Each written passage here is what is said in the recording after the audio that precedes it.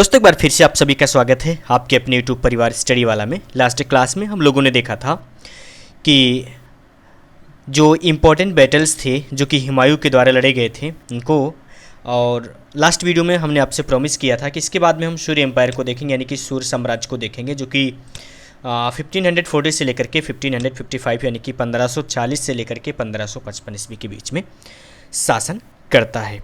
शुरुआत करते हैं। The Sur dynasty was founded by Sher Shah Suri himself. Surya dynasty यानी कि सूर्य राजवंश की स्थापना शेर शाह शूरी के द्वारा की गई थी, but he was first and last important ruler of his dynasty. लेकिन अपने उस राजवंश का वो पहला और आखिरी सबसे महत्वपूर्ण शासक रहा है, यानी कि सूर्य साम्राज्य का, सूर्य राजवंश का सबसे पहला और आखिरी और सबसे महत्वपूर्ण इम्पोर्टेंट फैक्ट है, ये शासक रहा है। Sher Shah father was a jagirdar at Sasaram Bihar Sasaram क्षेत्र में शेर शाह के पिताजी एक जागीरदार थे। जागीरदार होते हैं दोस्तों, जैसे किसी राजा के यहाँ कोई भी उनके बहुत ज़्यादा खास या पहचान के होते हैं तो उन्हें कुछ ज़मीन के हिस्से या टुकड़े दे दिए जाते हैं, जिसे जागीर का नाम दिया जाता है, और वो उसकी देखभाल करते हैं। He was managing his father's Jagir efficiently, but quarrels with his stepmother forced him to seek employment under the ruler of Bihar. वो यानी कि सूर्य शाह अपने पिता के साथ में उस जागीर में पूरी तरीके से यानी कि इफिशियंटी पर्याप्त रूप से मैनेज कर रहा था, यानी कि देखभाल कर रहा था, पिता का हाथ बटा रहा था। लेकिन उसकी सौतेली माँ की झगड़े की वजह से वह बिहार के शासक के यहाँ नौकरी करने के लिए मजबूर हो जाता है। His real name was Farid Khan. उनका जो वास्तविक नाम था वह फरीद खान था। He was given the title of शेर आफ्टर किल्ड अ टाइगर। दोस्तों ऐसा कहा जाता है कि एक बार जो फरीद खान था वो एक टाइगर यानी कि चीते या बाघ से लड़ाई करता है और उसे मार डालता है, इसीलिए उसे शेर की उपाधि दी जाती है। On becoming the king he began to be called the Sher Shah. जब वो राजा बनता है तो राजा बनने के बाद में उसे शेर शाह कहा जाने लगता है। At that time he was a minor. उस समय वह बहुत छोटा था। Later he himself become the ruler and laid the foundation of the Sur dynasty. लेकिन जब वो थोड़ा सा बड़ा होता है, बाद में वो खुद शासक जब बनता है, यानी कि वास्तविक रूप से शासक बनता है, तो वह सूर्य डायनेस्टी की स्थापना करता है, यानी कि सूर्य राजवंश की स्थापना करता है। Sher Shah was a very ambitious man, मतलब कि बहुत ही महत्वाकांक्षी था। Within a few years ही raised a large army and became powerful in the regions covered by the present day state of Bihar, Jharkhand and West Bengal. तो कुछ ही सालों में, क्योंकि वो महत्वाकांक्षी था, तो कुछ ही सालों में उसने एक बड़ी सेना तैयार की और बड़ी सेना के बल पे वो आज के वर्तमान बिहार राज्य, झारखंड और पश्चिम बंगाल तक में अपना पूरा राज्य क्षेत्र फैला दिया। ही defeated Humayun twice and occupied Delhi. उसने 2 बार हुमायूं को हराया और दिल्ली पे अपना अधिकार जमा लिया। Thereafter he annexed territories in north and organised the administration of his empire. इसके बाद में उसने अपने राज्य का विस्तार उत्तर दिशा में किया और अपने प्रशासन को और संगठित किया। Unfortunately he ruled for a very brief period. He died in 1545 and was buried at Sasaram. लेकिन दुर्भाग्यवश होता क्या है कि 1545 ईस्वी में ही उसकी मृत्यु हो जाती है। बहुत ही कम समय तक वो शासन करता है और आखिरी में सासाराम क्षेत्र में ही उसे बरीड कर दिया जाता है, यानी कि उसे दफना दिया जाता है, उसका अंतिम संस्कार कर दिया जाता है। अब देख लेते हैं शेर शाह के कुछ अचीवमेंट्स को, यानी कि उसके द्वारा क्या अचीवमेंट्स की गई। Sher Shah was not only a good general but also an efficient administrator. Sher Shah न सिर्फ एक अच्छा सेनापति था बल्कि एक अच्छा प्रशासक भी था। He reform the civil militaries and land revenues administration. उसने सिविल मिलिट्रीज, जो सिविल सैनिक थे, सेनाएं थी, उनको, और साथ ही साथ में जो रेवेन्यू एडमिनिस्ट्रेशन था, यानी कि राजस्व प्रशासन था, भूमि राजस्व प्रशासन, उसमें वह सुधार करता है। He introduce a new currency, a silver coin called the rupaya. अब एक इंपॉर्टेंट पॉइंट यहीं से मिलेगा कि जो रुपया की शुरुआत होती है वो कहाँ से होती है, तो उसकी शुरुआत शेरशाह ने की थी। वो एक नई करेंसी जो कि सिल्वर करेंसी होती है, यानी कि चांदी का सिक्का होता है, चांदी के सिक्के को लॉन्च करता है और उसे वो रुपया नाम देता है। ही also reduce custom duties and built an excellent network of road including the grand trunk road. वो अपनी कस्टम ड्यूटीज़ को हटाता है और रोड का एक अच्छा नेटवर्क बनाता है, यानी कि सड़क से एक अच्छा नेटवर्क बनाता है, कनेक्टिविटी बनाता है, जिसमें कि खास करके देखा जाए तो आज भी जीटी रोड या ग्रैंड ट्रंक का रोड का नाम बड़े ही गर्व और शान के साथ में लिया जाता है कि शेरशाह सूरी के द्वारा बनवाया गया था। तो जीटी रोड जिसमें शामिल है, ऐसे ढेर सारी सड़कों का वो निर्माण कराता है और अपनी कस्टम ड्यूटीज़ को हटाता है। All these measures encourage trade. अब इससे क्या होता है कि जब कस्टम ड्यूटी हट जाती है और जो सड़क होती है, ढेर सारी सड़कों का एक कनेक्शन आपस में बहुत बढ़िया हो जाता है, तो इससे ट्रेड यानी कि बिजनेस को ज़्यादा से ज़्यादा बढ़ावा मिलता है। Sher Shah followed a policy of the religious tolerance. धार्मिक सहिष्णुता यानी कि किसी भी धर्म के प्रति में बहुत ज़्यादा दबाव देना या किसी धर्म को बहुत ज़्यादा परेशान करना, ऐसा उसकी पॉलिसी में नहीं था। उसने जो नीति अपनाई, जो पॉलिसी अपनाई, वो रिलीजियस टॉलरेंस की थी, यानी कि धार्मिक सहिष्णुता की थी। जो धर्म को वो मानता था उसको तो सम्मान देता ही देता था, लेकिन उसके साथ में अन्य धर्मों को भी वह सम्मान देता था। He respected all religions and look after the welfare of his subjects. वो सभी धर्मों का सम्मान करता था और अपनी प्रजा की बराबर देखभाल करता था। उसमें ऐसा नहीं था कि जो वो धर्म मानता था उसी धर्म को यदि सेम पब्लिक उसकी मान रही, प्रजा मान रही है, तो उनको ज़्यादा देखभाल करे, और जो दूसरे धर्म को मान रहे हैं तो उनकी देखभाल न करे, ऐसा नहीं था। He is often regarded as the forerunner of Akbar. Akbar के फॉर्चूनर यानी कि भाग्य के रूप में भी उसे कहा जाता है कि उसके बाद में चूंकि अकबर ही शासक बनता है तो इसे अकबर के फॉर्चूनर के रूप में कहा जाता है। सक्सेसर यानी कि उत्तराधिकारी, उसके बाद में उसके उत्तराधिकारी कौन होते हैं, तो Sher Shah was succeeded by Islam Khan. He could not build upon the work of Sher Shah. Humayun defeated Islam Shah in 1555, occupied Delhi and ended the rule of the Surs. तो होता क्या है कि जब 1545 में शेरशाह की मृत्यु हो जाती है, तो शेरशाह की मृत्यु के बाद में इस्लाम शाह उत्तराधिकारी बनते हैं और वही सूरवंश के शासक बनते हैं, लेकिन वो उस तरीके से शासन नहीं कर पाते जिस तरीके से शेरशाह शासन कर रहे थे। तो होता क्या है कि हुमायूं इस्लाम शाह को 1555 ईस्वी में पराजित करते हैं और दिल्ली को एक बार फिर से अपने कब्जे में लेते हैं, यानी कि दिल्ली पे फिर से वो राजा के रूप में, बादशाह के रूप में बैठते हैं और इस तरीके से सूर्य राजवंश का पतन हो जाता है या अंत हो जाता है।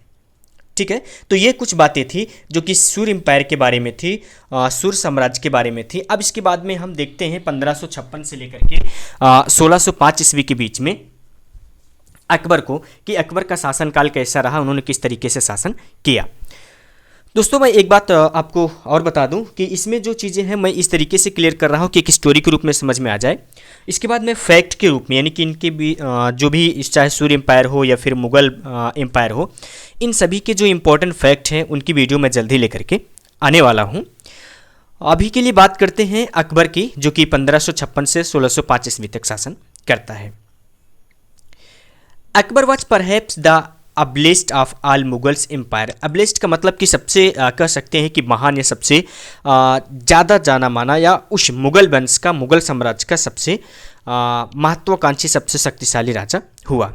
He is also considered one of the best ruler of the India. उसे भारत के एक महान या सबसे अच्छे शासक के रूप में भी गिना जाता है। He brought glory of the empire and is called the Akbar the great. उसने साम्राज्य की ग्लोरी, ग्लोरी का मतलब ये होता है कि उसके पूरे चरमोत्कर्ष पे ले आया, पूरी तरीके से उसे विस्तृत किया, इसीलिए उसे अकबर द ग्रेट कहा जाता है। अब देख लेते हैं एक्सपेंशन ऑफ एम्पायर, यानी कि ये अकबर के बारे में बात कर रहे हैं कि अकबर ने किस तरीके से अपने राज्य का विस्तार किया। Akbar became king in 1556 when he was only 13 years old. Bairam Khan was appointed as Akbar's regent. Akbar 1556 में शासक बनता है, यानी कि राजा बनता है उस समय जबकि उसकी उम्र मात्र 13 साल की थी। अब बैरम खां उसके संरक्षक के रूप में नियुक्त किए जाते हैं। रेजेंट का मतलब होता है संरक्षक। अब कुछ ऐसे समझिए जैसे ये 13 साल की उम्र में एक इस तरीके से कही कि राज्य काज या प्रजा के कामों से एकदम से अबोध, इनको कोई जानकारी नहीं थी। तो इनको बताने के लिए, समझाने के लिए एक एक तरीके से कह सकते हैं कि पर्सनल असिस्टेंट नियुक्त किया गया, जिसे हम रेगेंट कर सकते हैं, यानी कि संरक्षक कह सकते हैं, जिनका नाम था बैरम खान। बैरम खान को नियुक्त किया जाता है। Soon after coming to power Akbar defeated Hemu. जैसे ही वो पावर में आते हैं, यानी कि जब अकबर पावर में आते हैं, यानी कि राजा बनते हैं या बादशाह बनते हैं, तो वो हेमू को हराते हैं। The general of the Afghan force in the second battle of the Panipat. Panipat के दूसरे युद्ध में जो अफगान के ये जनरल थे, यानी कि सेनापति थे, हेमू, उन्हें अकबर हराते हैं। A few year later he ended the Regency of Bairam Khan and took over the government. कुछ समय के बाद में ये बैरम खान की जो रीजेंसी थी, यानी कि जो बैरम खान का संरक्षक के रूप में कार्य कर रहे थे, उनसे खुद ही नेतृत्व लेते हैं, यानी कि अब उनको इस पोस्ट से हटा दिया जाता है, क्योंकि ये खुद सोचने समझने और डिसीजन लेने के योग्य हो गए थे। तो ये खुद से अब जो शासन था उसे अपने हाथ में लेते हैं। Then he conquered Gwalior, Ajmer and Jaunpur. इसके बाद में ये ग्वालियर, अजमेर और जौनपुर पे अपना अधिकार जमाते हैं, या इस तरीके से कह सकते हैं कि यहाँ तक ये राज्य विस्तार करते हैं। इन 1561 ही एनेक्स्ड मालवा। 1561 में वो मालवा के ऊपर चढ़ाई करते हैं। Akbar wanted a friendly relation with the Rajput. Akbar जो राजपूत थे, यानी कि जो राजपूत राजा थे, उनके साथ में बहुत ही मित्रतापूर्वक व्यवहार चाहते थे। He allowed many rulers to rule peacefully. उन्होंने ढेर सारे शासकों को शांतिपूर्वक शासन करने दिया। He attacked only those rulers who did not recognise Mughal authorities. उन्होंने सिर्फ उन्हीं शासकों के ऊपर हमला किया जो मुगल अथॉरिटीज़ की, यानी कि मुगल की ताकत को पहचान नहीं पाए, या मुगल की अथॉरिटीज़ को जिन्होंने मानने से इनकार कर दिया। अथॉरिटीज़ का मतलब होता है प्राधिकरण, यानी कि उनके अधिकार को या उनकी बातों को जिन लोगों ने मानने से इनकार किया, उन्हीं के ऊपर बादशाह अकबर ने हमला किया और उन्हें जीता। However he fought against those Rajput rulers who opposed him. उन राजपूत शासकों के प्रति भी इन्होंने, उनके अगेंस्ट भी लड़ाई लड़ी जो इनको नहीं माने थे, या जिन लोगों ने इन्हें अपोज्ड किया था, उनके ऊपर भी इन्होंने चढ़ाई की और उन्हें जीता। इन 1568 ही कंकर्ड चित्तौड़। 1561 में वो चित्तौड़ के ऊपर अधिकार जमाते हैं। एन रणथंभौर। चित्तौड़ और रणथंभौर के ऊपर 1567 में अपना अधिकार जमाते हैं। ही defeated Rana Pratap of Mewar in battle of the Haldi Ghati इन 1576। महत्वपूर्ण युद्ध रहा है बैटल ऑफ हल्दी घाटी, यानी कि हल्दी घाटी का युद्ध, जिसमें कि अकबर महाराणा प्रताप को मेवाड़ के जो राजा थे उन्हें 1576 में हल्दी घाटी के मैदान में युद्ध के समय हराते हैं। Akbar built a vast empire, यानी कि बहुत बड़ा साम्राज्य, बहुत बड़ा राज्य क्षेत्र अकबर के द्वारा बनाया जाता है। He conquered Gujarat in west and Bengal and part of the Orissa, यानी कि उड़ीसा इन द ईस्ट। उनका जो राज्य क्षेत्र था वो गुजरात, पश्चिम जो एरिया था वो गुजरात और बंगाल के कुछ हिस्से, उड़ीसा, पूर्वी में बात की जाए तो बंगाल और उड़ीसा के कुछ हिस्सों तक उनका क्षेत्र था। ही also annexed large part of the central Asia. जो मध्य भारत था उसके भी बहुत बड़ा क्षेत्र उनके अधीन था। In north west he added Kashmir, Sindh, Kabul and Kandahar. उत्तर पश्चिम की बात की जाए तो उत्तर पश्चिम में कश्मीर, सिंध, काबुल और कंधार तक में उनका राज्य क्षेत्र था। In Deccan he brought Berar, Khandesh and part of the Ahmednagar under his control. यदि दक्षिण की बात की जाए तो उनके अंदर में बेरार राज्य क्षेत्र, खानदेश और कुछ अहमदनगर के कुछ हिस्से उनके अधिकार क्षेत्र में आते थे। ये मैप देख सकते हैं कि किस तरीके से उनका पूरा राज्य क्षेत्र विस्तृत हुआ था। ये अफ़गानिस्तान का एरिया है, यहाँ से कश्मीर को लेकर के इस तरीके से पूरा बांग्लादेश, बंगाल, उड़ीसा के कुछ हिस्से और यहाँ बेरार और खानदेश, गुजरात, ये पूरा का पूरा एरिया जो था वो अकबर के राज्य क्षेत्र में था। तो मैप के माध्यम से समझ सकते हैं कि एक बहुत बड़ा राज्य क्षेत्र अकबर का रहा था उस समय। अकबर्स पॉलिसीज, अकबर की क्या पॉलिसीज रही, क्या नीतियाँ रही हैं, इसके ऊपर थोड़ा सा डिस्कस कर लेते हैं। Akbar's most of the policies intended to bring peace and prosperity in the empire. Akbar की ज़्यादातर जो नीतियाँ रही हैं वो नीतियाँ लोगों के बीच में शांति और समृद्धता को लेकर के रही हैं, यानी कि वो ये चाहते थे कि उनका जो एम्पायर है, जो साम्राज्य, जो उनकी प्रजा है, वो शांतिपूर्वक और समृद्धतापूर्वक जीवन जिए। We get important information from Akbarnama. इसके बारे में हम ज़्यादातर जो जानकारी प्राप्त करते हैं वो किताब अकबरनामा से प्राप्त करते हैं। अब इसमें जो पहली बात करें तो policy of friendly relation with the Rajputs, ये पहली इनकी पॉलिसी थी कि राजपूतों के साथ में मित्रतापूर्वक व्यवहार। Akbar made the Rajputs strong supporter of the Mughals. Akbar ने राजपूतों को मुगल का एक स्ट्रॉन्ग सपोर्टर बना दिया था। He tried to gain their loyalty in many ways. वो चाहते थे कि कई तरीके से, यानी कि उन्होंने कई तरीके से कई ऐसे रास्ते बनाए जिसके जरिए वो राजपूतों का सपोर्ट या राजपूतों की लॉयल्टी को अपने पक्ष में कर सकें। जैसे Akbar defeated the Rajputas but did not humiliate them. Akbar Rajput शासकों को हराए लेकिन किसी को बेइज्जती नहीं किया। He treated them a very honourably. वो उनके साथ में बहुत सम्मानपूर्वक व्यवहार करते थे। He allowed most Rajput kings to continue ruling over their territories. बहुत से राजपूत शासक ऐसे थे जिनको उन्होंने छोड़ दिया कि वो अपने राज्य क्षेत्र में खुद से शासन कर सकते हैं। He did not interfere in their internal matters. वो उनके कुछ भी आंतरिक मामले होते थे उन मामलों में उन्होंने कोई भी दखलंदाजी नहीं दी। Akbar made matrimonial alliances with the Rajput family. Rajput परिवारों के साथ में अकबर ने मैट्रिमोनियल यानी कि शादी के रिश्ते भी किए, यानी कि शादियों के जरिए रिश्ते या संबंध बनाने के भी प्रयास किए। He himself married a Rajput princess called the Jodha by. उन्होंने एक राजपूत राजकुमारी जोधा बाई से खुद भी विवाह किया।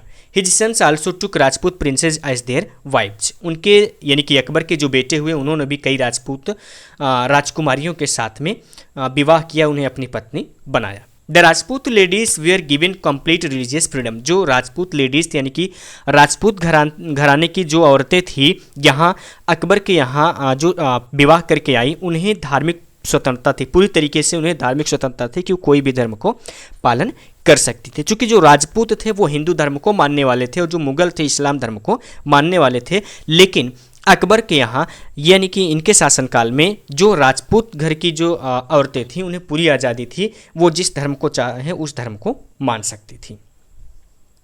Akbar gave high post to Rajput chief his administration. Akbar ने अपने प्रशासन में जो सबसे उच्च पद होते थे वो राजपूतों को ही दिए, जिसमें प्रमुख रूप से आज भी बात की जाती है, जब भी डिबेट होता है तो ये बात की जाती है कि राजा मान सिंह जो कि एक राजपूत थे एंड राजा बीरबल ये भी एक राजपूत थे। The two of the most trusted official were Rajputs. ये दोनों राजपूत राजा के यानी कि बादशाह अकबर के सबसे ट्रस्टेड यानी कि कह सकते विश्वसनीय अधिकारी थे। राजा मान सिंह सेनापति थे, तो वहीं बीरबल सबसे बड़े आमत यानी कि मंत्री थे, जो उनके सलाहकार के रूप में भी जाने जाते हैं कि जो कोई भी मामला होता था उसमें सलाह देने का काम बीरबल जी करते थे। तो ये था कि राजपूतों के प्रति में एक फ्रेंडशिप पॉलिसी। वहीं दूसरी बात करें कि पॉलिसी ऑफ रिलीजियस टॉलरेंस, धार्मिक सहिष्णुता की, धार्मिक रूप से सहिष्णु थे, ये इनकी एक पॉलिसी थी। Akbar followed the path of the religious tolerance. Religion was treated as an individual's private affairs. Akbar ने जो रिलीजियस टॉलरेंस थी यानी कि धार्मिक सहिष्णुता थी उस नीति को अपनाया और इस तरीके से अपनाया कि उन्होंने जो धर्म था, धर्म को इंडिविजुअल यानी कि प्रत्येक एक व्यक्ति की प्राइवेट अफेयर्स माना, यानी कि उसका व्यक्तिगत मामला माना, यानी कि उनके राज्य क्षेत्र में जो भी लोग रहते थे वो उनका व्यक्तिगत रूप से मामला था। वो जिस धर्म को चाहे उस धर्म को मान सकते थे, उसका प्रचार कर सकते थे, उसका प्रसार कर सकते थे। किसी का भी वो व्यक्तिगत मामला था, उसमें उन्होंने किसी तरीके से कोई इंटरफेयर नहीं किया। People had to freedom to worship as they like. जो भी उनकी प्रजा थी उन्हें आज़ादी थी कि वो किसी की भी पूजा कर सकते हैं। Akbar adopted numerous measures to show their secular spirit. Akbar ने कई ऐसे तरीके अपनाए, कई ऐसे अकबर के बारे में पॉइंट्स हैं जिसके बारे में ये कहा जाता है कि वो एक सेकुलर स्पिरिट थे, यानी कि सहिष्णु आत्मा के रूप में उन्होंने कार्य किया। Akbar abolished the pilgrims tax in 1562 and the jizya in 1564 which for long had been opposed by the Hindus. Akbar ने पिलग्रिम टैक्स यानी कि जिसे कहा जाता है कि यानी कि यात्रा कर, यानी कि आप कहीं पे किसी भी मंदिर में जाते हैं या कहीं किसी तीर्थ स्थल पे जाते हैं तो उसका टैक्स लगता था, उसे इन्होंने एबॉलिश कर दिया यानी कि बैन कर दिया 1562 में। और जजिया कर जो था उसे इन्होंने 1564 में हटा दिया। और यही दो कर ऐसे थे जो कि हिंदुओं के खिलाफ में थे, यानी कि लंबे समय से इस कर से हिंदू दबाए जा रहे थे, तो इस कर को अकबर ने हटाने का काम किया। Akbar abolish the practice of the forcibly contributing prisoners of war to Islam. Islam के युद्ध में जो कैदी होते थे उन्हें फोर्सली दबाया जाता था, यानी कि फोर्सली ज़बरदस्ती उन्हें लड़ाया जाता था। लेकिन अकबर ने इसमें भी पाबंदी लगा दी कि किसी भी तरीके से कोई भी धार्मिक लड़ाई या इस्लाम में लड़ाई हो रही है तो किसी भी कैदी को ज़बरदस्ती इसमें नहीं जाना है। हाँ, यदि किसी की स्वेच्छा है, कोई मन से जाना चाहता है तो उसके लिए भी कोई पाबंदी नहीं है। Akbar allowed and sometimes even encourage the Hindus to build temples. Akbar ने छूट दी और कभी कभी तो उसने खुद भी प्रोत्साहन दिया कि हिंदुओं को मंदिर बनाने के लिए। He allowed give grant to many temples. उन्होंने ढेर सारे मंदिर बनाने की अनुमति दी। यहाँ तक कह सकते हैं कि ढेर सारे उन्होंने रुपए भी खर्च किए या धन भी दिया मंदिरों को बनाने के लिए। Akbar participated in Hindu festivals such as Holi, Deepavali, Raksha Bandhan. Akbar Hindu त्योहारों में भी पार्टिसिपेट करते थे, यानी कि उसमें हिस्सेदारी लेते थे। जैसे हिंदू त्योहारों में बात करें तो होली हो गई, दीपावली हो गई या रक्षाबंधन हो गया, तो इन त्योहारों में भी अकबर बढ़ चढ़ करके हिस्सा लेते थे। Akbar got the holy books of the Hindus translated into Persian. Akbar जो हिंदुओं की होली बुक यानी कि पवित्र किताब होती थी, उन पवित्र किताबों का ट्रांसलेशन पर्सियन यानी कि फारसी भाषा में कराया। Akbar was not educated but he had a great desire for learning. Akbar पढ़े लिखे तो नहीं थे, क्योंकि हम लोगों ने स्टार्टिंग में देखा कि जब मात्र 13 वर्ष की उम्र थी तभी ये शासक बन गए थे, तो खुद पढ़े लिखे नहीं थे लेकिन पढ़ने की इनको इच्छा थी। He wanted to know more about different languages. वो ढेर सारी भाषाओं को सीखना चाहते थे। ही बिल्ड द इबादत खाना हॉल ऑफ वर्शिप, जिसे कि पूजा घर कहा जाता है, इबादत खाना बनाया है फतेहपुर सिकरी, जो कि आज भी देखा जा सकता है कि फतेहपुर सिकरी का इबादत खाना यानी कि इस तरीके से कह सकते हैं जैसे इस्लाम में जो मास्क होती मस्जिद होती है वहाँ पे लोग जाते हैं, अल्लाह का नाम लेते हैं, मंदिर में लोग भगवान का नाम लेते हैं, तो इसे इन्होंने इबादत खाना बनवाया जहाँ पे लोग पूजा कर सके। Here he held debates and discussion with the religious teachers of all religions. वो सभी धर्मों के जो धार्मिक गुरु होते थे उन्हें वहाँ बुलाते थे, उनके साथ में डिबेट और डिस्कशन करते थे और ढेर सारी चीज़ें उनसे सीखते थे। दोस्तों इनके इस लाइन से, यानी कि अकबर खुद पढ़े लिखे नहीं थे, इस लाइन से ये बात याद आती है कि कुछ ऐसा कार्य कर जाओ कि लोग लिखने को मजबूर हो जाएं, या कुछ ऐसा लिख जाओ कि लोग पढ़ने को मजबूर हो जाएं। तो कुछ ऐसा ही हुआ था अकबर के साथ में। अकबर पढ़े लिखे तो नहीं थे लेकिन उनका शासन काल ऐसा रहा, उनकी बातें ऐसी रही, उनका प्रजा के प्रति प्यार ऐसा रहा कि लोग आज यूपीएससी जैसे बड़े एग्जाम्स की तैयारी करते हैं, उसमें भी अकबर को पढ़ना पड़ता है। ठीक है, तो यहीं तक आज रखते हैं। इसके बाद में हम दीन ए इलाही जो कि एक धर्म इन्होंने चलाया था इसके बारे में देखेंगे, बट वो नेक्स्ट वीडियो में देखेंगे। यदि ये वीडियो इन्फॉर्मेटिव लगा तो इसे लाइक कीजिए और इस वीडियो को अपने फ्रेंड्स के बीच में ज़्यादा से ज़्यादा शेयर कीजिए। और यदि अभी तक आपने चैनल को सब्सक्राइब नहीं किया हुआ है तो चैनल को सब्सक्राइब करके बेल आइकन को ऑल पे सेलेक्ट कर लीजिए, क्योंकि अगली वीडियो की नोटिफिकेशन आपको उससे ही मिलने वाली है। ये वीडियो आपने पूरा देखा, इसके लिए आपका बहुत बहुत धन्यवाद।